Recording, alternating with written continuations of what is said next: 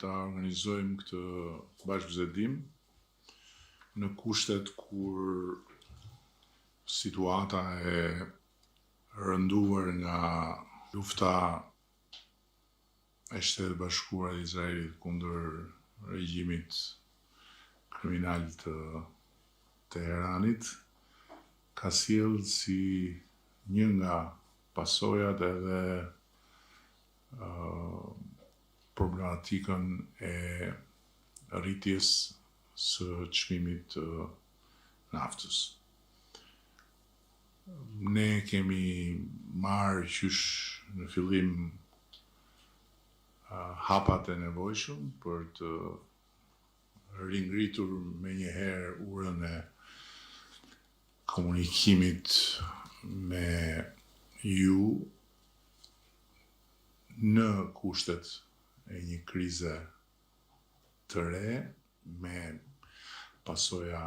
të mundshme edhe mbi tregun në Shqipëri, duke pasur parasysh praktikat e mëparshme dhe sidomos periudhat kur për shkak të krizave ndërkombëtare, kujtoj këtu krizën e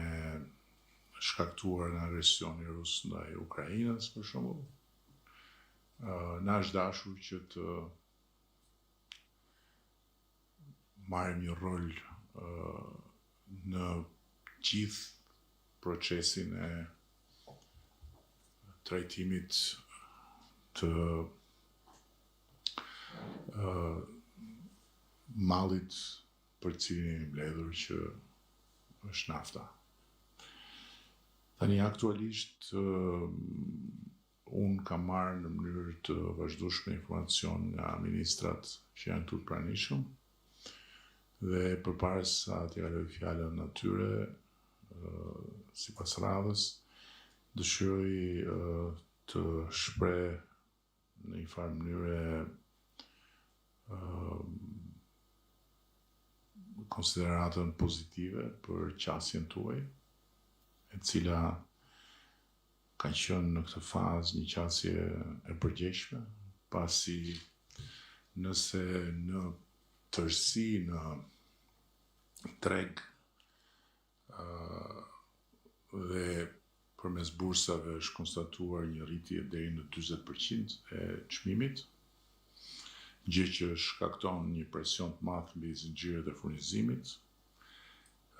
Në Shqipëri çmimi është rritur, por në mënyrë shumë të moderuar se sa rritja që është parë për shkak të rritjes së çmimit në bursë në disa vende të tjera. Gjithsesi, sfida është e hapur, nuk di të thot askush se kur do të mbyllet ajo betejë që mban faktikisht lidhur pas vetes edhe çmimin e naftës. Nuk di të thot askush si do shkoj çmimi në bursë, në rast se do ketë rritje të mëtejshme, në rast se do stabilizohet në një pikë caktuar. Por është e sigurt që ne duhet të bëjmë atë që ne mund të bëjmë dhe atë që neve na takon, duke filluar nga rezerva, sipas informacioneve të marra, konsiderohet që ju keni një rezervë të arsyeshme, e cila fizikisht është aty për 30 ditë, ndërkohë që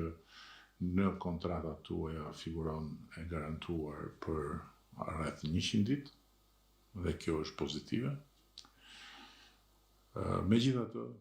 mbetet për tu monitoruar ditë pas dite gjithë situata. Nga ana tjetër,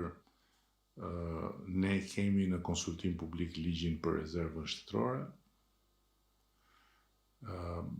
e cila do duhet të shtrihet fizikisht në 100 ditë, në 3 muaj më saktë. Dhe me 2 fjalë dua t'ju them që ne jemi në punë për të finalizuar edhe një nisëm që kemi ndërmarrë për të futur në treg si distributor, garant dhe distributor shumice, një faktor shtetëror. Gjë që ne besojmë do ta bëjmë të lehtë për ju, të gjithë punën, pasi do të garantoj sasirat e nevojshme, duke pasur mbështetjen shtetërore, dhe nga ana tjetër do të lehtësoj të gjitha marrëdhëniet me të tretët, që për ju kalon nëpërmjet brokerave, ndërkohë që ne do të synojmë që të kemi një marrëdhënie drejt për drejt me kompanitë. Kjo është pak a shumë pasqyra e përmbledhur që unë do të bëja. Dua ta mbyll duke kërkuar që të ruani këtë ekuilibër që keni ruajtur deri tani. Ne nuk kemi parë të arsyeshme, edhe duke u nisur nga komunikimet e mëparshme me ju përmes ministrave, që të hedhim hapin dhe të kalojmë në bord, pasi në fund të ditës, nëse dialogu funksionon siç ka funksionuar deri tani, ne qëllimin nuk e kemi që u shtrëngojmë juve në punën tuaj, qëllimin e kemi që bashkarisht të merremi vesh që kriza në lindjen e mesme nuk mund të projektohet e tëra mbi supet e konsumatorëve. Ky është gjithë qëllimi ynë. Natyrisht kjo do të thotë marzhe më të ulta fitimi për ju, po më mirë marzhe më të ulta se sa bordin në kurriz. Ky është përfundimi në cilin ne kemi dalë. Në ndërkohë, po e kaloj fjalën ministres së ekonomisë për të bërë një pasqyrë pak më detajuar, pasur parasysh se ndryshe nga takimet e tjera, këtë takim po e bëjmë edhe për të informuar publikun, dhe këto janë gjëra që përgjithsisht ju i dini, por është mirë që t'i dinë dhe të tjerët, që të kuptojnë që nëse ka një rritje të çmimit, rritja e çmimit është e moderuar krahasimisht me çfarë ndodh në bursë dhe është rezultat i kësaj qasje konstruktive që edhe ju keni pasur deri tani. Ministre, fjala është për ju.